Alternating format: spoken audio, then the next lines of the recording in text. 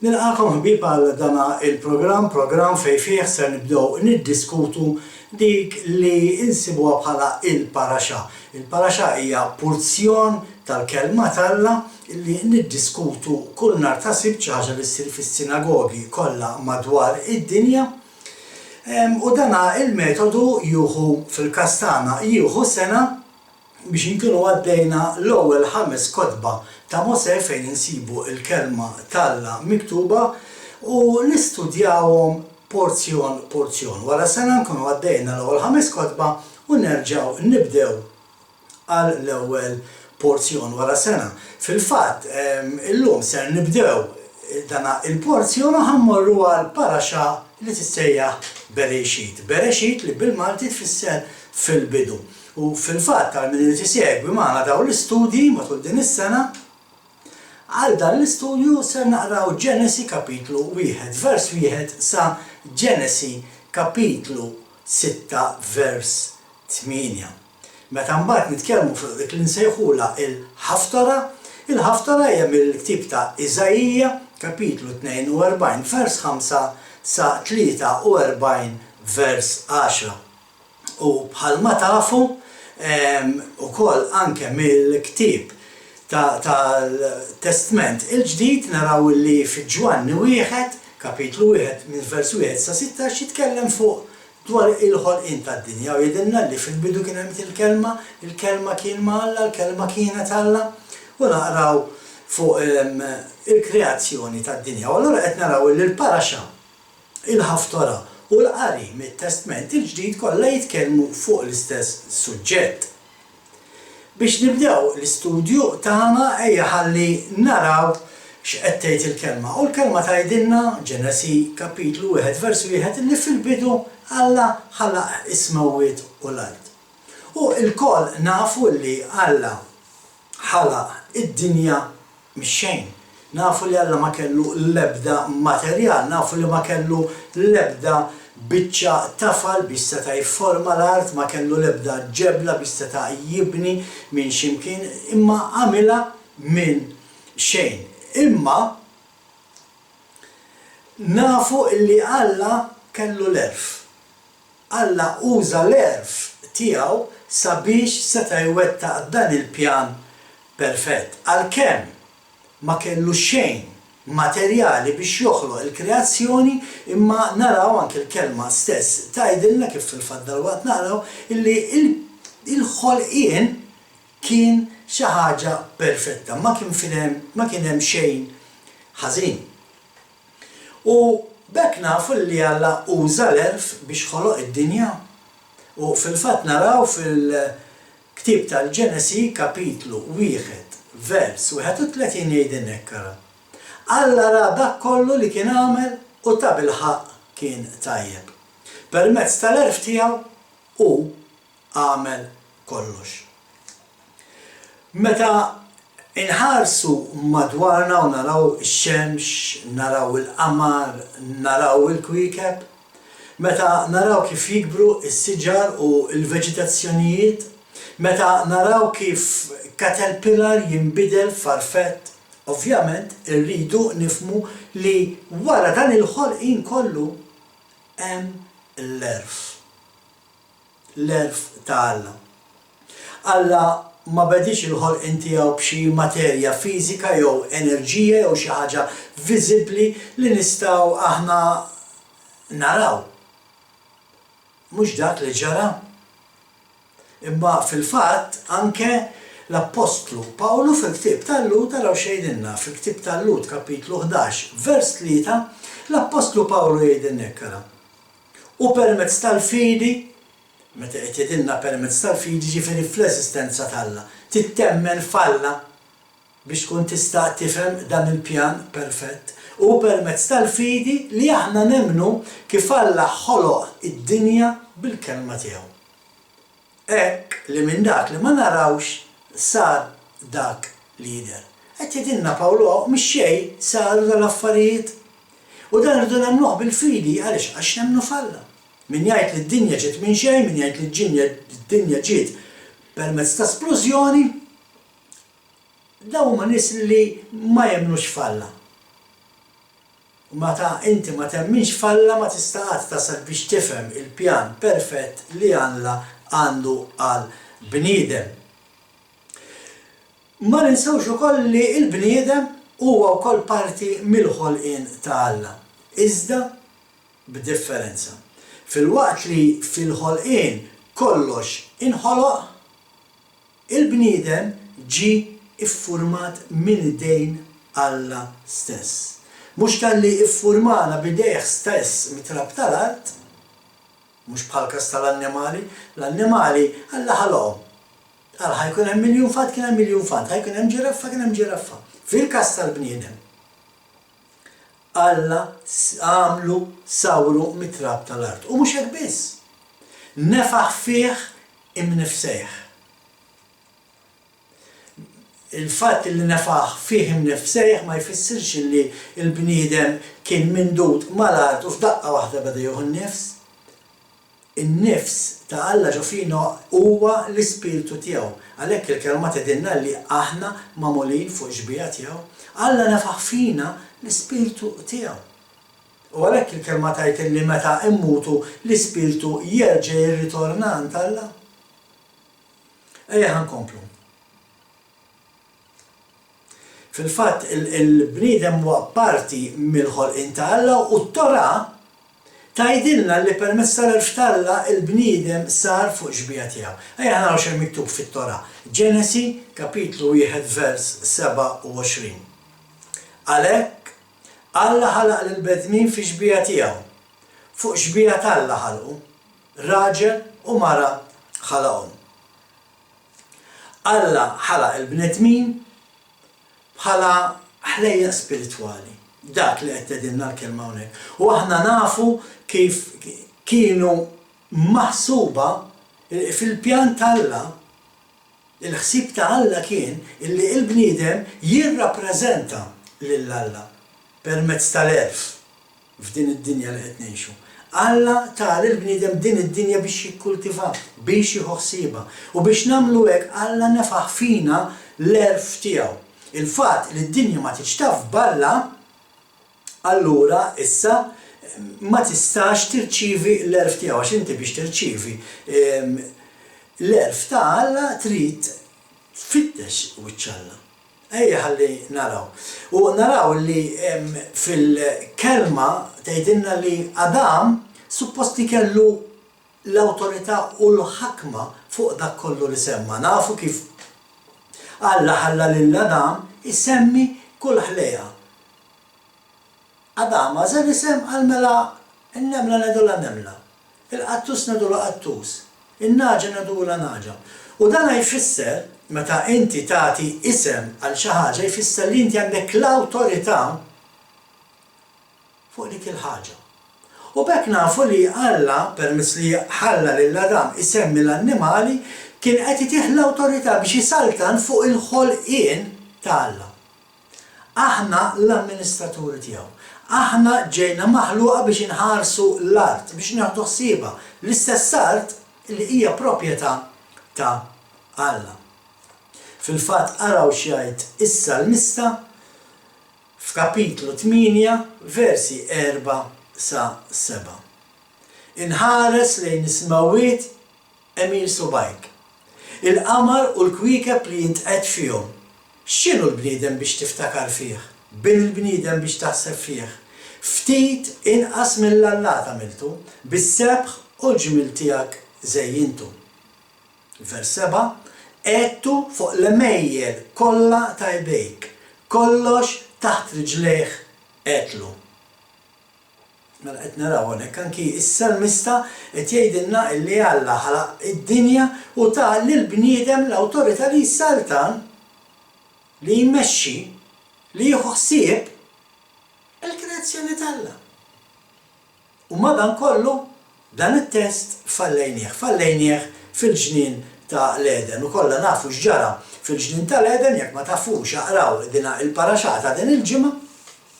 U naraw kif Adam u Eva ġew imkeċċija mill-ġnien minħabba dak li għamlu. U dina l-istorja ma taqafx hemmhekk, dina l-istorja narawha tirrepeti ruħha ħafna drabi. Fil-fatt naraw kif kull darba li il-poplu tal-Alla jirribella ma jobdix lill-Alla, kull darba li jagħmel hekk, il-poplu tal-Alla jitkeċċa mill-art li ġie mwiegħed u jittieħed fl-iskjavitu.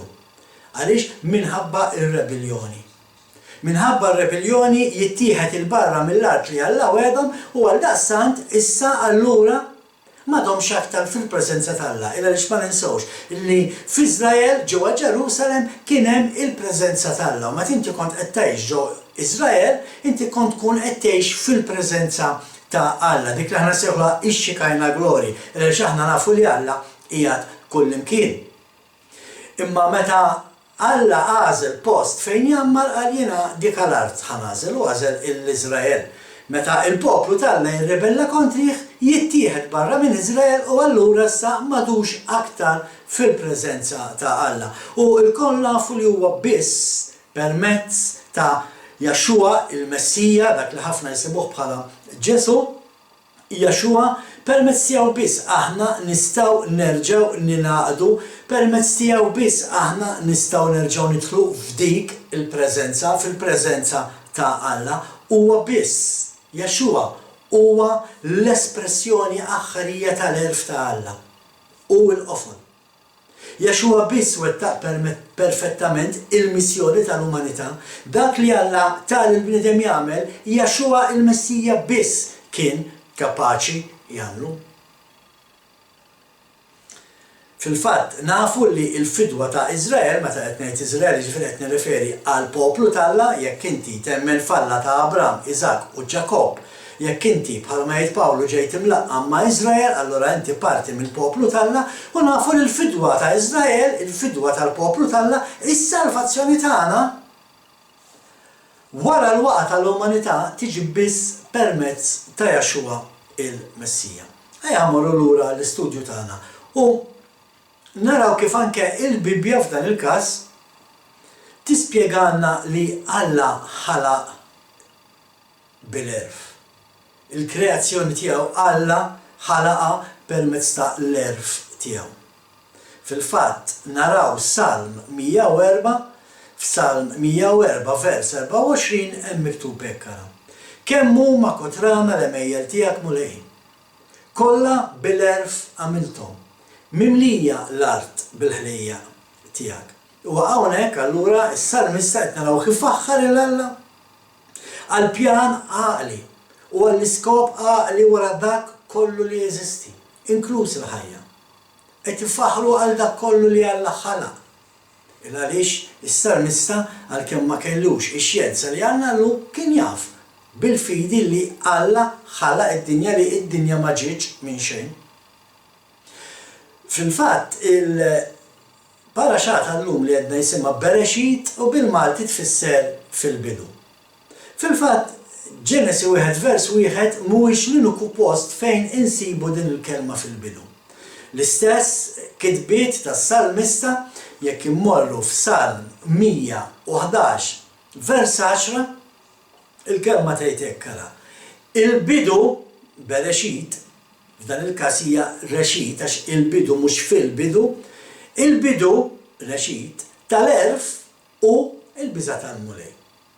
Tassew bil-għaqal kull min jimxi bih għal dejjem jeqpa' it-tifħir tiegħu. U hawnhekk issa allura fejn se anke niddedikaw din l-istudju tal-paraxà matul din is-sena. L-istudju għal din is-sena tal-paraxà huwa dedikat għal dan il-vers. Il-bidu tal-erf huwa l-biża' tal-mulej. U il-mistoqsija li rridu nistaqsu lil nfusna hija xi jfisser li nibżgħu mill-mulej. X'jiġifieri jkollok il-biża' tal-mulej? Sempliċi. Ifisser illi temmen falla mhuwiex biżżejjed. Dana jgħidulna wkoll ġagbu vers 2 vers 19. Temmen li Alla huwa wieħed tajjeb għalik, speċi qed jgħid isma' sewwa tagħmel jekk temmen hekk għax hekk hu. Id-demonji jemmnuha wkoll. Il-ħsieb iwerwirhom bil-biża'. Il-ħsieb iġġielhom jirtrodu bil-biża'. Dak li qed jgħid Ġagbu. Ġagbu qed jgħid li temmen falla mingħajr ma tibża minn Alla tissejjaħ bluqa.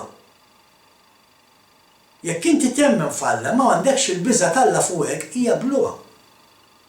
Lut, kapitlu 11, vers 6. U mingħajr tafda, mingħajr fidi, hekk qed jgħidilna hawnhekk Lut 11 kapitlu 6, mingħajr fidi huwa possibbli li toġob il-Alla. Għaliex min jersaq lejh għandu jafda li jeżisti u li Alla jippremja lil dawk li jfittxuh. Mela jekk x'qed jgħid hawnhekk l-awtur tal-ittra lil Lut, qed jgħid jekk inti temmen falla, trid tfittxu. Titfittex wiċċ Alla, u meta inti tfittex wiċċ Alla, Alla jippremjak. Kif jippremjak? Itik l-erf li għandek bżonn biex timxi fit-triq tiegħu.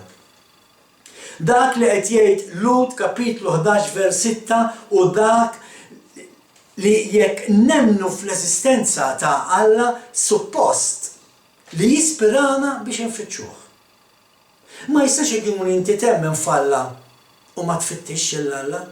Għax allura mhux veru qed temmen fih, minn verament jemmen falla, ifittxu.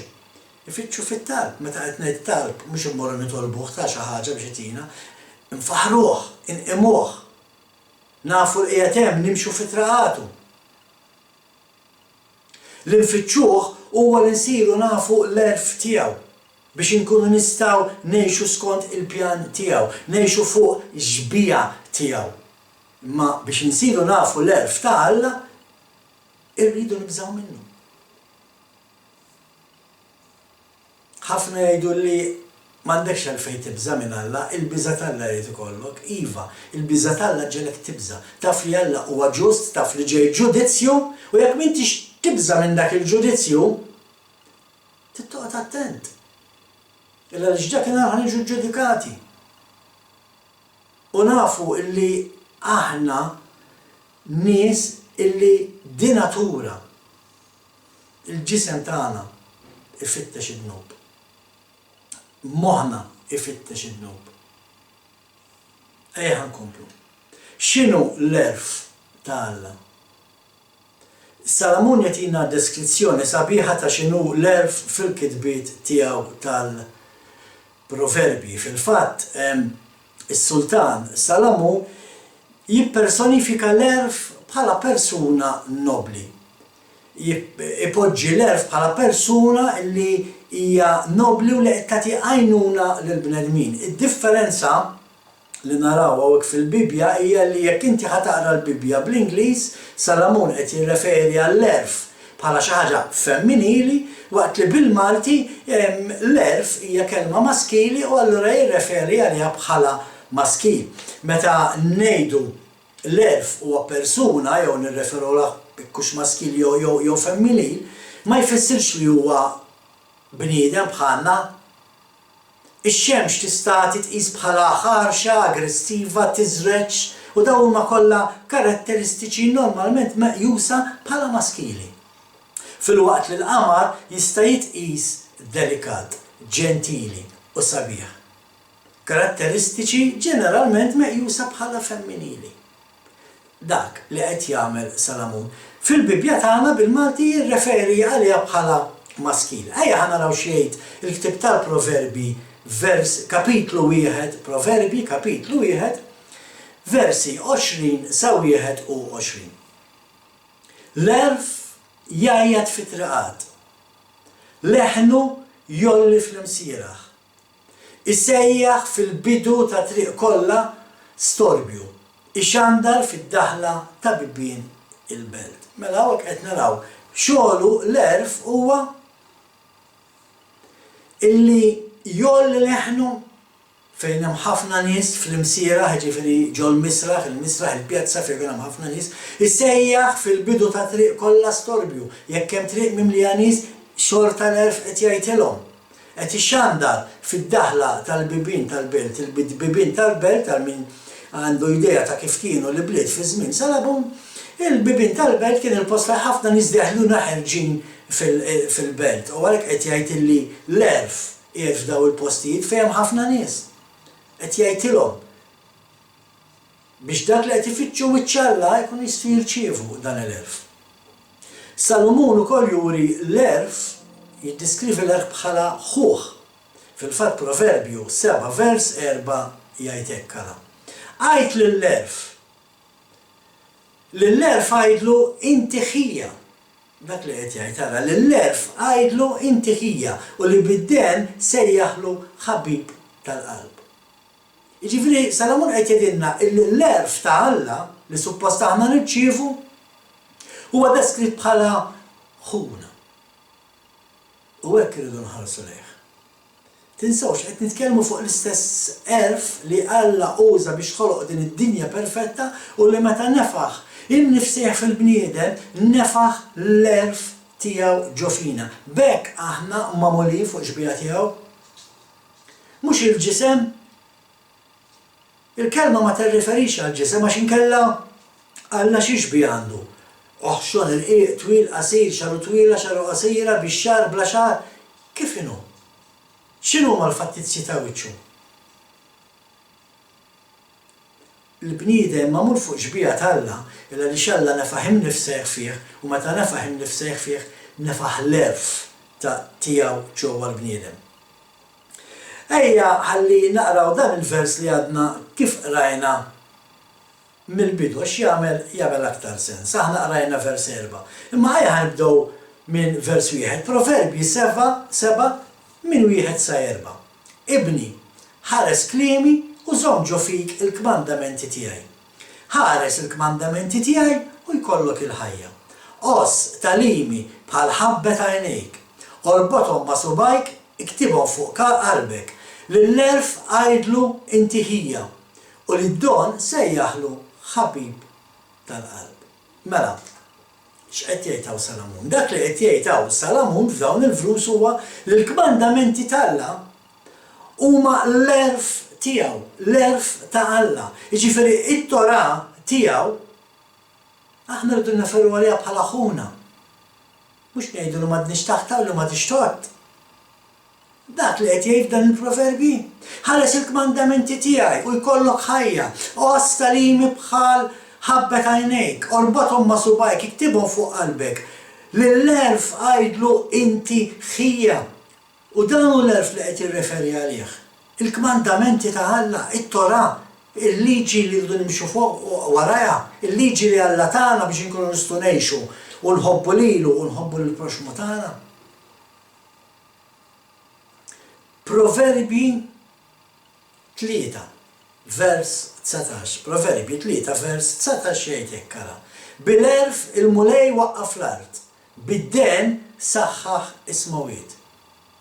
Ma qed naraw illi meta Alla ħalaq id-dinja għalkemm ma kellu l-ebda materjal imma uża l-erf tiegħu. L-erf illi permezz tiegħu għamel kollox perfett. Huwa biss il-bniedem li ħarbat id-dinja b'tali mod li qed naraw illum kif inhi imkisra, il-bniedem li għax ma jridx jaf b'Alla mhux qed jirċievi l-erf tal-Alla għax mhux ifittxu lil Alla. F'kelma waħda l-bniedem qed jgħidlu isma' aħna m'aħniex bżonnok. Aħna kapaċi mmexxu din id-dinja waħedna. U jekk tħares madwarek tara ir-riżultat ta' dawk il-ħafna boloħ li jridu jmexxu mingħajr ma jirrikonoxxu l-Alla. Proverbju 8, vers 22.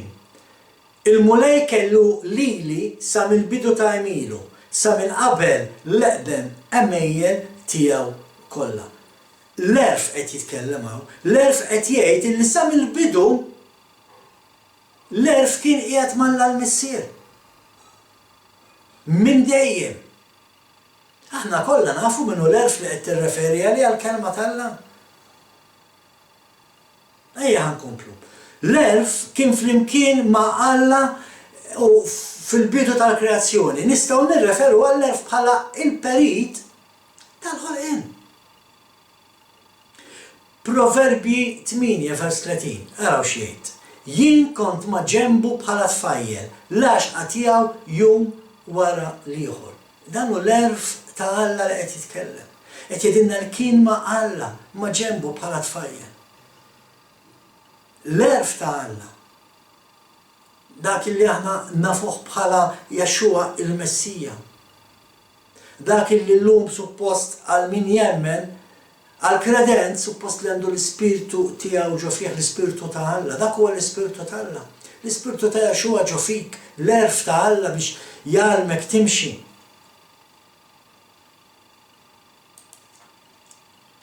M'għandix ħin f'dan il-programm noqgħod naqra Proverbi 8, ma x'inkunu għal-kwiet. Aqraw Proverbi 8, versi minn 22 sa 31, m'għandekx ħafna flus. Forsi 9-10 flus kollox. Minn vers 22 sa vers 31 ta' Proverbi 8. U immaġina li l-erf tal-Alla qed jirrakkonta l-istorja tal-ħolqien waqt li qed taqra dan il-proverbju. Għal għajnejk uża l-immaġinazzjoni tiegħek. U prova immaġina l-affarijiet li l-erf qiegħed jiddeskrivi. Kalli tara x'perfezzjoni tad-dinja Alla ħalaq. Ma ninsawx ukoll li fl-Ebrajku fil-lingwa li bija hija miktuba il-Tora, il-kelma tal-Alla, l-erf, il-kunċett tal-kelma erf huwa ħafna qowsa mit-tifsira u d-definizzjoni tal-kelma erf tal-punent. Hemm differenza bejn l-erf kif inhi diskritta fil-kelma tal-Alla u l-erf kif nirreferu għalija aħna. Imma ma ninsawx li aħna ġejna maħluqa biex napplikaw dan il-erf fuq l-art. Suppost li aħna hekk qed nagħmlu permezz tal-erf ta' Alla f'ħajjitna napplikaw dal-erf biex inkunu nistgħu ngħaddu minn jum għal ieħor fil-preżenza ta' Alla. U Salamun kien jafu dan. Meta wiret is-saltna minnant missieru Salamun, Alla qallu staqsini xi trid, tgħidli x'għandek bżonn, staqsini xi ħaġa. Fil-fatt Salamun kellu xewqa waħda biss. Kieku inti Alla jiġi jgħidlek isma' għandek xewqa, x'titolbu? Illa għaliex Salamun ma talabx Alla seta' talab li jsir sinjur, ma talabx għal poter, ma kellux għalfejn. Seta' talab għas-saħħa fiżika, seta' talab għal ħajja twila, omor twil, seta' talab biex jisir ċelebrità. Seta' talab kull ma xtaq fil-fatt. Kull ma xtaqet qalbu seta' jitolbu, imma x'talab. Salamun talab l-erf biex immexxi il-poplu tal-Alla. Hekk qallu erf biex immexxi il-poplu tiegħek biex niddistingwi bejn it-tajjeb u l-ħażin. U minflok talab lill-Alla għal xi ħaġa oħra, talab l-erf u bħala riżultat irċieva dak kollu li semmejtilkom li ma talabx. Ma talbux ikun sinjur, imma x'talbu l-erf Salamun kien l-iktar bidem sinjur fid-dinja. Ma talbux saħħa, imma kien b'saħħtu. Ma talbux omor twil, imma taħ l-omor il-mulej. Għaliex għax talbu l-erf. U din hija xi ħaġa li anki Jaxxua il-Messija jirreferi għaliha. Ukoll għalilna biex nagħmlu bħal Salamun. Fil-fatt jekk intom taqraw il-Vanġelu ta' Mattew, kapitlu 6, vers 33, jgħidilna hekk ara. Mela fitxu l-ewwel is-saltna u l-ġustizzja tal-Alla. U dan kollu jingħatalkom ukoll. Mela qed jgħidilna Jaxxua l-istess bħal Salamun. Jekk intom tfittxu l-ġustizzja tal-Alla, jekk intom tfittxu wiċċ Alla, jekk huwa jtikom l-erf tiegħu biex kunu tistgħu timxu f'din id-dinja, l-affarijiet l-oħra kollha jingħatalkom.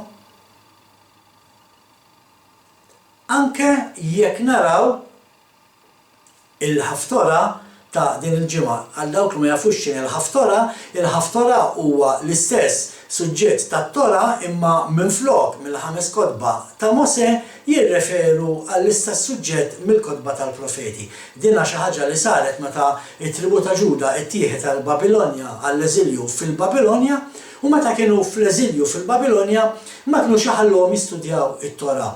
Allura illu ċamlu sabu passaġġi fil-profeti fejn jitkellmu fuq it-Tora u kull nhar ta' Sibt kienu jistudjaw il-profeti flok il-kotba ta' Mosè. Imma kienu kull l-istess suġġett. U hekk it-tnejn kienu kuntenti. Il-Lut xorta kienu qed jagħmlu l-istudju tal-kelma tal-Alla, tal-kelma ta' Mosè, u il-ħakkiema ta' Babilonja kienu kuntenti li ma kienux qed jistudjaw it-Tora. Imma anke Iżajija fil-Ħaftora, kapitlu 42, versa 5 u 6, araw xi jgħid. Dan jgħid Alla, il-mulej li ħalaq u firex ismawwiet, u l-medda tal-ard bil-frott, u l-ħdura tagħha li jagħti l-ħajja lill-poplu li hemm fiha, u r-ruħ lil dawk li jgħixu fiha. Jien il-mulej sejjaħtlek fis-sewwa, battek minn idek u ħaristek, u għamilt minnek patt tal-poplu. Dawl għal-ġnus. Biex int tiftaħ għajnej l-omja, toħroġ l-sira mill-ħabs u l-dawk li hemm fidlam mid-dar l-eluq. Interessanti hawnhekk qed jgħid li l-poplu tiegħu Alla għamlu patt ta' poplu u taħ illi jkun id-dawl tal-ġnus. Ma ninsowx illi Alla ta' il-liġi tiegħu lil Mosè biex Mosè seta' jgħaddiha lill-poplu ludi biex il-poplu ludi seta' jgħaddiha lid-dinja. Dak hu l-iskopri Alla tal-liġi lil Mosè. Imma x'qed jgħidilna hawnhekk? Qed jgħidilna li permezz li Alla għamel dan il-poplu bħala dawl għal dawk li jemmnu li huwa ma id-dawl ta' Kristu f'din id-dinja, Alla għalenna tom li biex jiftħu l-għajnej tal-omja u joħorġu l-isira mill-ħabs u lil dawk li hemm fid-dlam iġibuhom fid-dawl. F'kelma waħda titlob fuq in-nies u jfiequ, trid tgħin li n-nies jinħelsu mill-ħabs tagħhom joħorġu mid-dlam u jidħlu fid-dawl. Fittex biex tirċievi l-għerf ta' Alla. Ma tistax tagħmel dal-affarijiet jekk inti m'għandekx l-għerf ta' Alla. U aħna nafu kemm hawn nies li jgħidu li jkeċċu xjaten. Imma ma ninsewx x'jgħid anke Jexua. Jexua jgħidilna f'Mattew 7 versu 21-23, mhux kull min jgħid li mulej jidħol fis-saltna ta' smawwiet, iżda min jagħmel ir-rieda ta' missieri li hu fis-smawwiet. F'dak il-jum ikun hemm ħafna li jgħiduli, mulej, mhux f'ismek ħabbarna aħna u mhux f'ismek keċċejna ixjaten u f'ismek għamilna ħafna mirakli. Imbagħad jien ngħidilhom lilkom qatt ma kont nafkom. Warbu minn qudiemi intom li tagħmlu il-ħażen. Mela Jexua qed jgħidilna iva se jkun hawn nies li jitolbu fuq il-mordor jfiequ, se jkun hawn nies li jkeċċu xjaten f'ismu, imma Jexua qed jgħidilhom isma' jien ma nafkomx. Għaliex għax jekk inti ma tfittix wiċċ-Alla ma tistax tirċievi l-għerf ta' Alla. U tinsewx illi meta int qed tkeċċi xitan minn ġo persuna, ix-xitan mhux qed jibża minnek. Ix-xitan qed jibża minn l-isem qawwi ta' Jexua li inti qed tuża. Mhux qed jara lilek, qed jara lil Jexua. Għax jekk inti m'għandekx l-għerf ta' Alla, allura se ikollok problema fil-ġudizzju. U ħadd ma jrid ikun wieħed minn dawk illi Jexua jgħidilhom itilqu minn qudiemi qatt ma kont nafkom. Waħda mill-mistoqsijiet li ssir l-aktar fil-knejjes illum hija għaliex ma narawx il-mirakli bħal fi żmien il-Ktieb tal-Atti. U wieħed mill-punti u l-fatt li peress li aħna ma narawx il-preżenza ta' Alla huwa għaliex aħna maħniex nimxu fuq dik il-fidi. Aħna mhux qed nimxu fuq l-istess fidi li kellhom l-apostli f'dak iż-żmien. L-apostli f'dak iż-żmien kienu jfittxu wiċċ-Alla, għax kienu jfittxu wiċċ-Alla kienu jirċievu l-għerf tiegħu. U permezz ta' dak kollu setgħu jagħmlu l-mirakli li kienu jagħmlu. Għalhekk illum il-knejjes ma jistgħux jaraw dawk it-tip ta' mirakli li konna naraw fil-ktieb tal-Atti tal-Apostli. Il għaliex? Għaliex jekk inti ma tfittix wiċċ-Alla, inti ma tistax tkun fil-preżenza tiegħu. Jekk m'intix fil-preżenza tiegħu, inti espost għall-għadu. Dan huwa dak li naraw jiġri fil-ġnien tal-Eden. Aħna nafu il-kelma tgħidilna fil-paraxa tal-lum illi Alla kien jinżel fil-ġnien u jiltaqa' ma' Adam. U kien jitkellem miegħu. Adam kien ikun fil-preżenza tal-Alla. Adam kien mikseb bil-preżenza tal-Alla. Kienu għalwanin waqqas kienu jafu. Għaliex għax kienu miksija bil-preżenza tal-Alla kontinwament. Fil-preżenza tal-Alla ma tistax tagħmel dnub. Ma tistax tidneb fil-preżenza tal-Alla.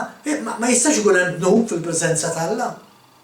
Mela jekk inti verament qiegħed fil-preżenza tal-Alla, ma tistax tagħmel dnub. Imma x'ġara fil-ġnien tal-Eżem?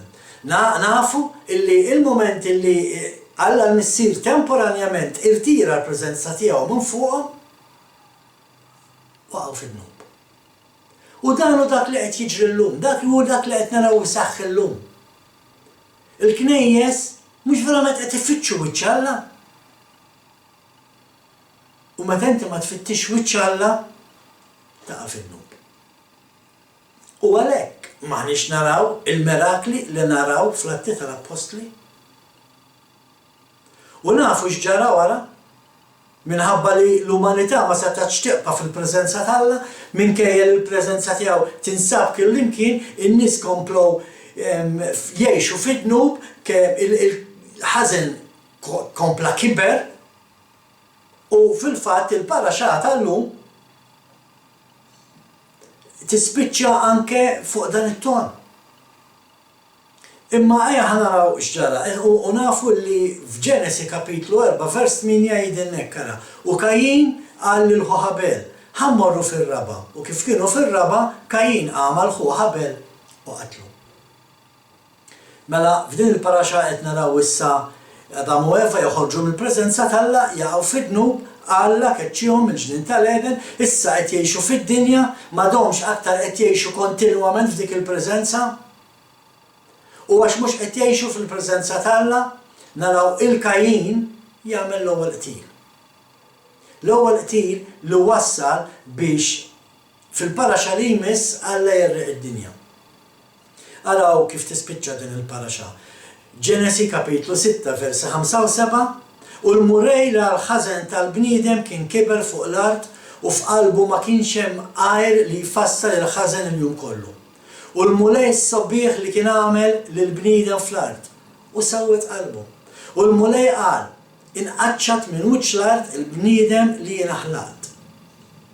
Mill-bniedem sal-bejjem, mill-ħlejja li jitkaxklu sal-art satjur tal-ajru.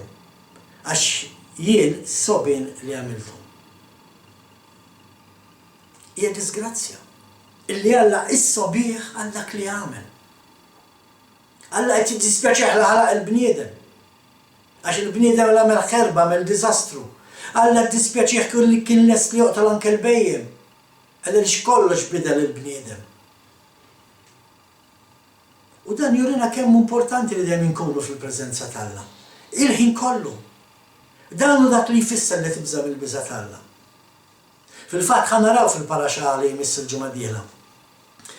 Kif dak li għamel Kajin f'din il-paraxà wassal biex Alla rreq id-dinja. Ma dak nitkellmu fuqu il-ġimgħa d-dieħla. Importanti li aħna jkollna l-biża' tal-Alla fuqna. L-biża' tal-Alla jfisser li dejjem nfittxu l-wiċċu, li dejjem nfittxu li nkunu fil-preżenza tiegħu. U kif nistgħu nkunu ċerti li aħna nkunu dejjem fil-preżenza tiegħu u li tagħmlu l-erf tiegħu, irridu nerġgħu nibdew mill-bidu. ċedna fil-bidu, il-bidu tal-erf huwa l-biża' tal-Alla. Għal din il-paraxà se nifqu hawnhekk il-ġimgħa d-dieħla inkomplu minn Ġenesi kapitlu 6 vers 9 għal dawk li jridu jkomplu jistudjaw il-paraxà magħna sakemm narakom fi programm ieħor fi sem sħabi ta' Malta Messjanika nsellmilkom.